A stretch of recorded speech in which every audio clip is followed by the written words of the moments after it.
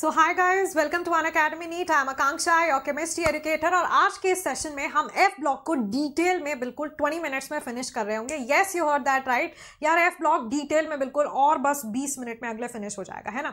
Notes आप download कर लेंगे मेरे टेलीग्राम चैनल से t.me/आकांक्षा कर्णवाल। इसी के साथ अभी आई होप आप इसका पूरा फायदा उठा रहे हैं, जहां पर अनअकैडमी का पूरा प्लस प्लेटफॉर्म अभी आपके लिए फ्री है। ये सिर्फ आज और कल के लिए वैलिड है। कॉमेंट सेक्शन में बेटा लिंक दी गई है, उस लिंक के थ्रू फटाफट से आप जो है पूरे प्लस प्लेटफॉर्म को ऑल फॉर फ्री अनलॉक कर सकते हैं। यानी कि जो हमारे नए अपकमिंग बैचेस हैं, चाहे वो आपका नेक्सस बैच हो 2026 के लिए या फिर निम्बस बैच हो 2027 के लिए, सभी बैचेस की क्लासेस में तुम बिल्कुल लाइव पार्टिसिपेट कर पाओगे। और 2025 एस्पिरेंट हो तो भाई AIMT देना तो बनता ही है। Free all India test series ये है, इसकी लिंक आपको मिल जाएगी इन द कमेंट सेक्शन। जरूर इसमें एनरोल करा लो। 6 अप्रैल से आपके टेस्ट स्टार्ट हो रहे हैं और साथ ही साथ अपना फ्री ट्रायल भी जरूर सारे बच्चे जो है एक्टिवेट करा लेंगे। उसके लिए लिंक दी गई है इन द कमेंट सेक्शन, फटाफट जाओ लिंक के थ्रू एनरोल कर दो। देखो यार, एफ ब्लॉक एलिमेंट्स की अगर हम बात करें तो आपको पता ही होगा, हमने पीरियोडिक प्रॉपर्टीज में पढ़ा था कि एफ ब्लॉक एलिमेंट्स जो हैं ग्रुप नंबर 3 में आते हैं। यानी कि ग्रुप नंबर 3 के अंदर हमारे पास जो एलिमेंट्स इस तरीके से ग्रुप नंबर 3 में ऐसे वर्टिकली अरेंज्ड होते हैं ना, उनको हम क्या कहते हैं? ग्रुप 3 एलिमेंट्स वो जो रहते हैं उनको हम bottom of the periodic table में रखते हैं। मतलब कि उनको पहले यहाँ पर एस ब्लॉक होता है, फिर आपके पास बीच में D block, then you have your P block, और बेटा बिल्कुल बॉटम में हमारे पास होता है आपका एफ ब्लॉक। करेक्ट है। तो हमारे पास क्या रहता है कि ये जो एफ ब्लॉक एलिमेंट्स होते हैं ना बेटा, आपके जो एफ ब्लॉक एलिमेंट्स होते हैं, यहां पर हमारे पास एफ ब्लॉक एलिमेंट्स में भी दो सीरीज आती है। एक तो होती है आपकी 4F सीरीज और एक होती है हमारे पास 5F सीरीज। 4F और 5F को हम कैसे एग्जैक्टली डिफाइन करते हैं तो समझिए। देखो, 4F सीरीज में क्या होता है कि आखिरी इलेक्ट्रॉन हमारा 4F सबशेल में जाता है, और 5F सीरीज में क्या होता है कि आखिरी इलेक्ट्रॉन हमारा 5F सबशेल में जाता है। तो उसी के मुताबिक हमने ना ऐसे दो सीरीज बना दी, 4F सीरीज और 5F सीरीज। दूसरी बात, क्योंकि यहां पर जो मेरा स्टार्टिंग एलिमेंट है वो कौन है? लैंथेनम है ना। तो यार इस वाली सीरीज को हम लैंथेनॉइड सीरीज बोलते हैं। और यहां पर जो पहला एलिमेंट है वो क्योंकि एक्टिनॉइड है तो इसको हम एक्टिनियम है तो इसको हम एक्टिनॉइड सीरीज के नाम से जानते हैं। तो ये लैंथेनॉइड सीरीज हो गई। फिर हमारे पास ये क्या हो गया? This is your actinoid series, है ना। तो इस तरह से अब नेक्स्ट आपको जो मालूम होना चाहिए वो ये कि यहाँ पर पेनल्टीमेट शेल कौन सी होती है, एंटी पेनल्टीमेट कौन सी होती है, वैलेंस शेल कौन सी होती है। भाई देखो, सबसे बाहर वाली शेल जो सबसे आखिरी शेल है, सबसे लास्ट शेल है, उसको तो हम क्या कहते हैं? उसको जो लास्ट शेल होती है उसको हम बोलते हैं आपकी वैलेंस शेल। वैलेंस शेल से जस्ट अंदर वाली, मान लो ये nth शेल है तो उससे जस्ट अंदर वाली कौन सी हुई? n-1। तो n-1 शेल को क्या बोलते हैं? पेनल्टीमेट शेल बोलते हैं। और उसके भी अंदर वाली यानी कि n-2 वाली जो होती है ना, n-2 बेटा, उसको बोलते हैं एंटी पेनल्टीमेट शेल। ठीक है। फिर इसके बाद ये 2, 3, 4, 5 एलिमेंट्स जो मैंने हाईलाइट किए हैं, आपको इनकी इलेक्ट्रॉनिक कॉन्फ़िगरेशन मालूम होनी चाहिए। तो पिछली बार ये एग्जाम में एक क्वेश्चन आया है गैडोलिनियम का, तो उन्होंने गैडोलिनियम की इलेक्ट्रॉनिक कॉन्फ़िगरेशन पूछी। तो जितना मैंने हाईलाइट किया उनकी देख के जाना, क्योंकि या तो इनकी हाफ फिल्ड होगी या फुल्ली फिल्ड होगी या 0 इलेक्ट्रॉन्स होंगे 4F सबशेल में। देखो, लैंथेनम भले ही 4F सीरीज का पार्ट है, लेकिन मैं आपको बता दूं इसमें 4F में एक भी इलेक्ट्रॉन नहीं आता। तो अब तक 4F की फिलिंग की शुरुआत ही नहीं हुई। इसको फिर भी हम लैंथेनॉइड सीरीज में इसलिए रखते हैं क्योंकि इसकी प्रॉपर्टीज मैच होती है सारे के सारे एफ ब्लॉक एलिमेंट के साथ। लेकिन 4F की फिलिंग की शुरुआत होती है सीरियम के साथ, जो आपका पहला एलिमेंट है ना बेटा, 4F1। अच्छा, अगर आप चाहते हो मैं ऐसे ही बहुत सारे टॉपिक्स आपको करा दूं बिल्कुल फटाफट, तो मेक श्योर कि आपने वीडियो को दिया बहुत सारा प्यार। अभी तुरंत से लाइक कर दो यार, और कमेंट सेक्शन में बताना कि कितना मजा आया। फिर इसके बाद हमारे पास जैसे यूरोपियम होता है, तो बेटा यूरोपियम होता है हाफ फिल्ड, है ना, 4F7। ऐसे ही गैडोलिनियम जो होता है वो भी आपका 4F7 यानी कि हाफ फिल्ड होता है। तो बोथ ऑफ दीज आर, चाहे आपका यूरोपियम हो या फिर गैडोलिनियम हो, इनमें 4F सबशेल हाफ फिल्ड होती है ना। तो half filled is always extra stable, इसलिए ध्यान रखनी है। फिर इसके बाद ये टर्बियम में 4F14 6s2 और ल्यूटिटियम में भी 4F14 यानी फुल्ली फिल्ड आएगी, बस 5d1 6s2 रहता है। ठीक है। अब उसके बाद these are the general characteristics. ध्यान से सुने, किसके कैरेक्टरिस्टिक्स है? लैंथेनॉइड्स की। तो लैंथेनम से वो जो ल्यूटिटियम वाली सीरीज है, उनकी कुछ प्रॉपर्टीज हैं। सबसे पहले क्या कि दे आर गुड कंडक्टर्स। पहली बात तो अच्छे कंडक्टर्स होते हैं ऑफ हीट एंड इलेक्ट्रिसिटी। तो ऑब्वियसली बिकॉज एफ ब्लॉक में जो एलिमेंट्स होते हैं, है ना बेटा, एफ ब्लॉक के सारी एलिमेंट्स क्या है? मेटल्स हैं। और मेटल्स की तो एक खास प्रॉपर्टी होती ही है कि they are good conductors of heat and electricity. तो यहाँ पर ये आराम से हीट और इलेक्ट्रिसिटी कंडक्ट करते हैं। हार्डनेस की अगर हम बात करें तो जैसे जैसे आपका एटॉमिक नंबर बढ़ता है वैसे वैसे हार्डनेस बढ़ती है। और इसमें तुम्हें एक एलिमेंट को ध्यान रखना होगा, दैट इज समैरियम, कि समैरियम उतना हार्ड होता है जितना कि स्टील। तो उसकी हार्डनेस को आप स्टील से कंपेयर कर सकते हो। तो क्वेश्चन पूछ सकते हैं कि कौन सा वो एफ ब्लॉक एक एलिमेंट है लैंथेनॉइड सीरीज का जिसकी हार्डनेस एग्जैक्टली लाइक स्टील होती है, देन दैट इज समैरियम। फिर इसके बाद वो Ln2O3 टाइप की ऑक्साइड बनाते हैं। देखो होता क्या है, अगर मैं सारे लैंथेनॉइड एलिमेंट्स को Ln से रिप्रेजेंट कर दूं और ये रहा मेरा ऑक्सीजन एलिमेंट है ना, तो ये जो लैंथेनॉइड Ln से मैंने रिप्रेजेंट किया ना, तो वो सारे लैंथेनॉइड एटम्स को रिप्रेजेंट कर रहा है या एलिमेंट्स को रिप्रेजेंट कर रहा है जो कि लैंथेनम से ल्यूटिटियम तक होते हैं। इनकी जो general most common positive oxidation state होती है वो होती है +3। इनकी जो मोस्ट कॉमन ऑक्सीडेशन स्टेट होती है वो +3 होती है, और ऑक्सीजन की मोस्ट कॉमन ऑक्सीडेशन स्टेट क्या होती है, -2 होती है। तो यहाँ पे जब हम ऐसे एक्सचेंज करते हैं ना स्टोशियोमेट्रिक कोएफिशिएंट्स का, तो क्या कर सकते हो आप, इनका कंपाउंड बनाते समय आप जो चार्जेस है वो स्टोशियोमेट्रिक कोएफिशिएंट में लिख सकते हो। तो हमारे पास आएगा Ln2O3, Ln के साथ 2 और O के साथ 3, तो Ln2O3 नाम की आपकी ऑक्साइड बन जाती है। तो बेसिकली जब हम इसको ऑक्सीजन के साथ रिएक्ट करवाएंगे तो Ln2O3 नाम की ऑक्साइड बनेगी। रीजन बीइंग लैंथेनॉइड एलिमेंट्स की सबकी +3 मोस्ट कॉमन ऑक्सीडेशन स्टेट होती है, ऑक्सीजन की -2। जब हम कंपाउंड का फॉर्मेशन करते हैं तो ऑक्सीडेशन स्टेट को स्टोशियोमेट्री में एक्सचेंज कर देते हैं। फिर इसके बाद लैंथेनॉइड सीरीज का इकलौता एलिमेंट जो रेडियो एक्टिव होता है वो है आपका प्रोमीथियम। तो इसको बहुत ध्यान रखना है आपको, क्योंकि आगे ना तुम पढ़ोगे 5F वाली सीरीज को एक्टिनॉइड सीरीज कहते हैं, वहां पे सारी रेडियो एक्टिव होते हैं, लेकिन लैंथेनॉइड सीरीज में इकलौता एलिमेंट जो कि रेडियो एक्टिव नेचर रखता है दैट इज प्रोमीथियम। फिर इसके बाद हमारे पास आता है कि lanthanum 3 positive and lutetium 3 positive are diamagnetic. बेटा डायामैग्नेटिक का मतलब क्या होता है कि सारे इलेक्ट्रॉन्स क्या है, पेयर्ड है, एक भी अनपेयर्ड इलेक्ट्रॉन है नहीं। तो जब आप यहां पर लैंथेनम 3 पॉजिटिव बनाते हो ना, तो देखो होगा क्या, इसमें ना 5d1 था और 6s2 था, है ना, जेनॉन 5d1 6s2। तो बेसिकली इसमें क्या होता है कि 5d1 भी खाली, 6s2 भी खाली, 4f भी खाली, तो बिल्कुल नोबल गैस जैसी कॉन्फ़िगरेशन इसकी आ जाती है। ल्यूटिटियम +3 में क्या होगा, 5d1 खाली, 6s2 खाली, सिर्फ 4f में 14 इलेक्ट्रॉन्स रह जाएंगे। तो इसकी तो 4f0 कॉन्फ़िगरेशन और इसकी 4f14 कॉन्फ़िगरेशन बनती है, both of which are extra stable, है ना। और सबसे बड़ी बात, उनमें कोई अनपेयर्ड इलेक्ट्रॉन नहीं है, सारे पेयर्ड है, इसमें एक भी नहीं है, तो इसीलिए डायामैग्नेटिक इन नेचर होते हैं। वहीं अगर हम बात करें बाकी जितने लैंथेनॉइड्स हैं वो सारे के सारे एक ना एक अनपेयर्ड इलेक्ट्रॉन उनमें होगा ही, तो वो पैरामैग्नेटिक इन नेचर होते हैं। फिर यार देखो ऑक्सीडेशन स्टेट मैंने आपको बता दिया, जो मोस्ट कॉमन यानी कि जो सारे ही एलिमेंट्स दिखा देते हैं लैंथेनॉइड सीरीज के, वो तो होती है +3, है ना। +3 is your most common oxidation state. लेकिन कुछ कुछ एलिमेंट्स होते हैं जो कि +2 और +4 ऑक्सीडेशन स्टेट भी दिखाते हैं। There are a few elements जो +2 और +4 ऑक्सीडेशन स्टेट भी दिखाते हैं, और +2 और +4 दिखाने के पीछे की वजह होती है कि हो सकता है किसी की +2 दिखाने की वजह से हाफ फिल्ड आ जाए, या 4f0 आ जाए, या फुल्ली फिल्ड आ जाए। अब आपको पता है ऐसी कॉन्फ़िगरेशंस एक्स्ट्रा स्टेबल होती हैं, तो वो एक्स्ट्रा स्टेबल कॉन्फ़िगरेशन को अटेन करने के लिए वो +2 और +4 भी दिखाते हैं। हाउएवर +3 उनकी मोस्ट कॉमन है। अब इसके कुछ एग्जांपल देख लेते हैं, जैसे सीरियम 4 पॉजिटिव और टर्बियम 4 पॉजिटिव। देखो यार यहां पे अगर मैं सीरियम 4 पॉजिटिव की बात करूं तो क्या होगा, 1 2 3 4 चारों इलेक्ट्रॉन निकल जाएंगे, है ना। अब उससे क्या होगा, मेरे पास सीरियम की इलेक्ट्रॉनिक कॉन्फ़िगरेशन जेनॉन जैसी बचेगी, मतलब नोबल गैस कॉन्फ़िगरेशन बचेगी। ऐसे ही टर्बियम की अगर हम बात करते हैं तो बेटा यहां पर भी आपके पास जो है ना ये हाफ फिल्ड कॉन्फ़िगरेशन बचेगी, 4f7 बचेगी +4 दिखाने पर। तो सीरियम जब +4 दिखाता है तो इसकी 4f0 कॉन्फ़िगरेशन हो जाती है, और टर्बियम जब +4 दिखाता है तो हाफ फिल्ड यानी कि 4f7 कॉन्फ़िगरेशन हो जाती है। तो दोनों ही एक्स्ट्रा स्टेबल हो गई, है ना। तो इसीलिए ये दिखा सकते हैं, लेकिन आपको पता है इनकी मोस्ट कॉमन क्या है बेटा, इनकी मोस्ट कॉमन या ये जो दिखाना चाहते हैं वो तो +3 है, पर +4 भी इनके लिए पॉसिबल है, एंड हेंस ये स्ट्रॉन्ग ऑक्सीडाइजिंग एजेंट्स की तरह बिहेव करते हैं, है ना, क्योंकि +4 से ये इजीली किस में कन्वर्ट हो सकते हैं, +3 में। मतलब कि इनके खुद का क्या हो सकता है, रिडक्शन हो सकता है। अगर इनका खुद का रिडक्शन पॉसिबल है तो ये दूसरे वाले को क्या करेंगे, ऑक्सीडाइज और ऑक्सीडाइजिंग एजेंट की तरह बिहेव करेंगे।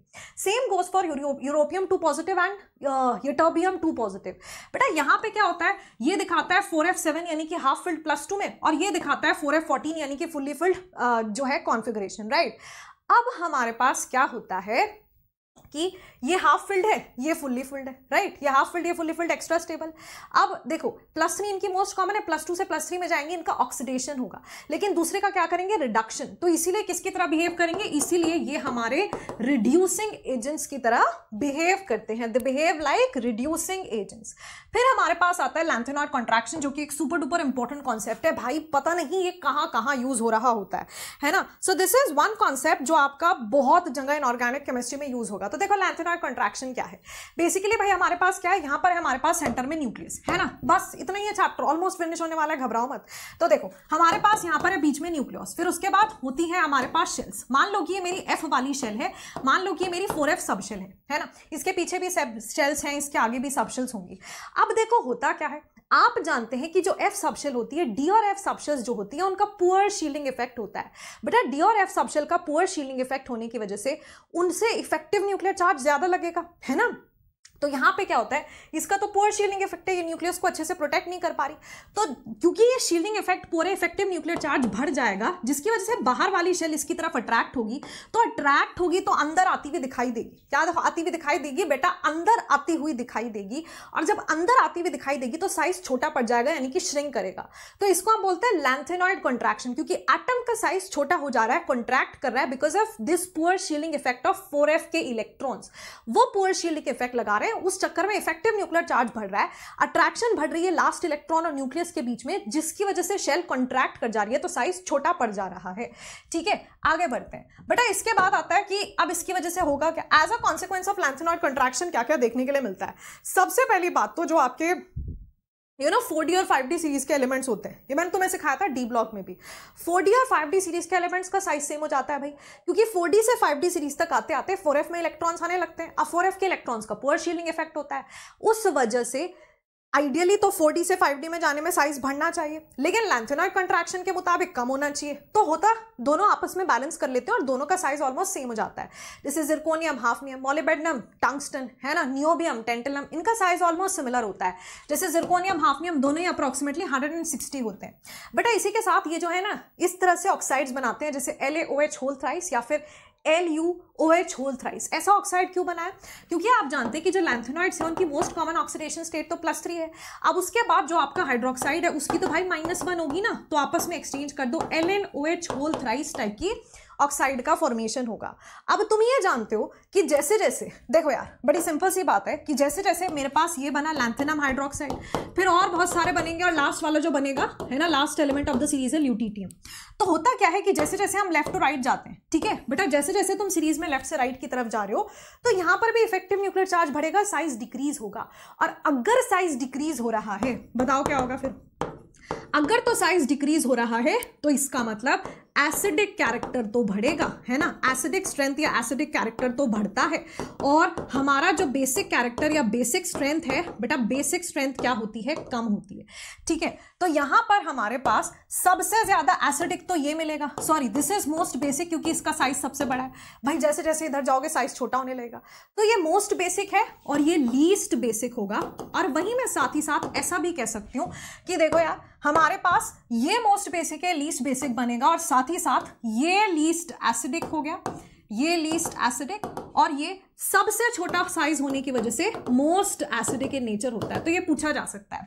उसके बाद बस ये 2-3 बातें आपको पता होनी चाहिए इनकी केमिकल रिएक्टिविटी के बारे में। किसी भी लैंथेनॉइड एलिमेंट को अगर हम ऑक्सीजन के प्रेजेंस में रिएक्ट कराएंगे तो Ln2O3 टाइप की ऑक्साइड बनेगी, पहले ही बता दिया। बेटा किसी हेलोजन के साथ रिएक्ट कराओगे तो ये तो ऑब्वियस सी बात है, हेलोजन की -1 होती है, इनकी +3 होती है, आपस में ऑक्सीडेशन स्टेट एक्सचेंज करोगे तो LnX3 टाइप की हैलाइड बनेगी। फिर एसिडिक मीडियम में अगर डाल देते हैं ना, किसी भी लैंथेनॉइड एलिमेंट को अगर आप एसिडिक मीडियम में डाल दें तो हमारे पास उसके ऊपर +3 ऑक्सीडेशन स्टेट आ जाती है और हाइड्रोजन गैस इवॉल्व हो जाती है। बस that was all about the lanthanoid series. Lanthanoid elements के बारे में और कुछ आपको पढ़ना नहीं। अब देखो, अगर तुम्हें यह आ गया फिर तो तुम्हें सब कुछ आ गया, बिकॉज एक्टिनॉइड सीरीज में कुछ बचता ही नहीं है। एक्टिनॉइड सीरीज की शुरुआत होती है एक्टिनियम नाम के एलिमेंट से, है ना, और ये भी बिल्कुल same to same lanthanoid series जैसा है। फर्क बस इतना है कि वहां आखिरी इलेक्ट्रॉन या जो डिफरेंशिएटिंग इलेक्ट्रॉन है उसके लिए वैलेंस शेल 4f थी, यहां पर अब वो बढ़कर 5f हो जाती है। तो बस इतना सा फर्क है। और देखो इसमें अगर आप इलेक्ट्रॉनिक कॉन्फ़िगरेशन देखेंगे तो यहां पे 5f0 है ना, 5f में एक भी इलेक्ट्रॉन बेटा नहीं है।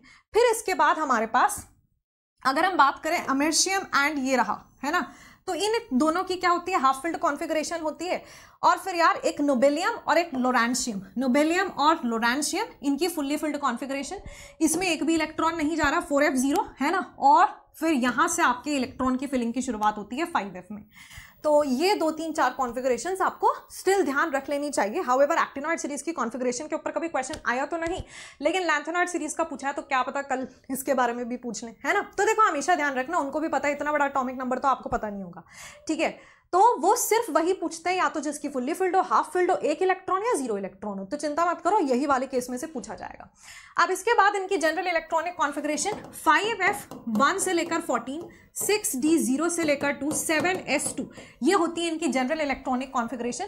बेटा यहाँ पर मोस्टली सबकी नॉर्मल कॉन्फ़िगरेशन होती है, लेकिन कहीं कहीं थोड़ा अबनॉर्मल इलेक्ट्रॉनिक कॉन्फ़िगरेशन देखने के लिए मिल जाती है, और उसके पीछे की वजह होती है कि भाई या तो फुल्ली फिल्ड आ रही होगी या हाफ फिल्ड आ रही होगी, या फिर, है ना, या फिर 4f0 आ रही होगी नोबल जैसी, या मतलब 5f0 नोबल गैस जैसी कॉन्फ़िगरेशन आ रही होगी। अब ये सारे ही रेडियो एक्टिव होते हैं। फटाफट से याद करो, लैंथेनॉइड सीरीज में सिर्फ प्रोमीथियम था जो रेडियो एक्टिव था, बट एक्टिनॉइड सीरीज में सारे रेडियो एक्टिव हैं। फिर इसके बाद आयनिक रेडियाई की बात करें, नॉर्मल ट्रेंड बिल्कुल लेफ्ट से राइट जाओगे क्या होगा, साइज डिक्रीज होगा। यहाँ पे भी वैसा ही होता है क्योंकि इफेक्टिव न्यूक्लियर चार्ज बढ़ता है। बेटा जैसे लैंथेनॉइड कंट्रैक्शन होता है वैसा ही एक्टिनॉइड कंट्रैक्शन भी होता है, क्योंकि लैंथेनॉइड में 4f का पुअर शील्डिंग इफेक्ट था, तो यहाँ 5f है तो और पुअर शील्डिंग इफेक्ट लगेगा इसका, है ना, क्योंकि शेल भी बड़ी हो गई, बड़ी शेल है मतलब न्यूक्लियस से भी और दूर हो गई, तो और भी बिल्कुल अच्छे से प्रोटेक्ट नहीं कर पाएगी, और इफेक्टिव न्यूक्लियर चार्ज बढ़ेगा, है ना, तो और ज्यादा कॉन्ट्रैक्शन होगी। तो इसका भी सेम टू सेम कॉन्सिक्वेंस आपको देखने के लिए मिलता है।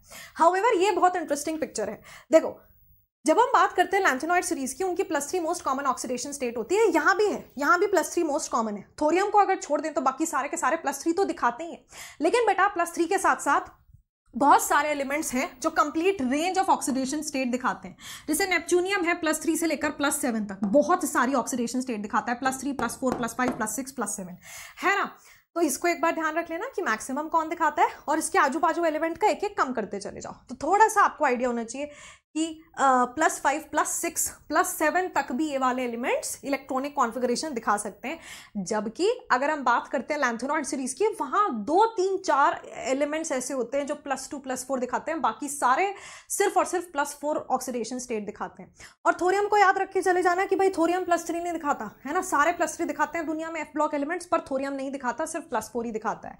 मैग्नेटिक प्रॉपर्टीज याद करो, मैंने क्या सिखाया था कि अगर लैंथेनम 3 पॉजिटिव है या ल्यूटिटियम 3 पॉजिटिव है, वो डायमैग्नेटिक होते हैं, बाकी सारे लैंथेनॉइड +3 ऑक्सीडेशन स्टेट में पैरामैग्नेटिक होते हैं। बट यहाँ दिमाग चलाना ही नहीं, क्योंकि यहाँ सारे ही क्या होते हैं, पैरामैग्नेटिक होते हैं, दे आर स्ट्रांगली पैरामैग्नेटिक।